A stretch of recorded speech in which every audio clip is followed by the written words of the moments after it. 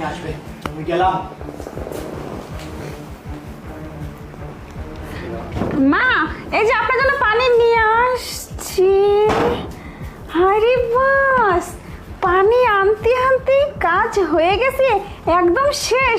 বাহ, আমার ওষুধটা তো খুব ভালো কাজ করছে। খাবারটা দেখতেছি খাইছেও একটু, এর জন্য তো এত তাড়াতাড়ি রিয়াকশন দিছে। যাই হোক, আমার পথের কাঁটাটা দূর হয়েছে। বুড়ি জীবনটা একদম জ্বালিয়ে পুড়িয়ে শেষ করে দিছে আমার। যেদিন থেকে এই বাড়িতে বউ হয়ে আসছি, উঠতে বসতে আমাকে কথা শোনায়, আমার জীবনটা ঝালাপালা করে দিছে। তার সেবা যত্ন করতে করতে আমি নিজেকে সময় দেওয়ার মতো সময় পাই না।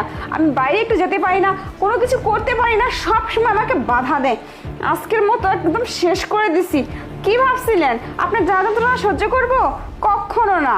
হ্যাঁ, আপনাকে না শেষ করে দিয়ে আমি আমার জানের জ্বালা মিটাইছি, প্রতিশোধ নিছি। আজকে আমার মনের আশা পূর্ণ হয়েছে। ম্যাডাম। হ্যাঁ বড় ম্যাডাম।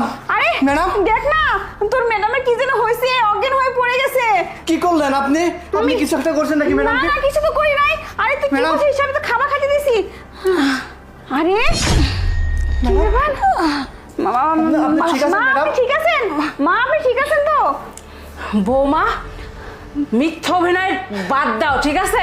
মা, আপনি কি বলছেন? হ্যাঁ, তুমি এইসব করতে পারলে আমার সাথে? আমি তোমাকে বৌমা হিসেবে কখনোই দেখি নাই, নিজের মেয়ের মতো দেখছি।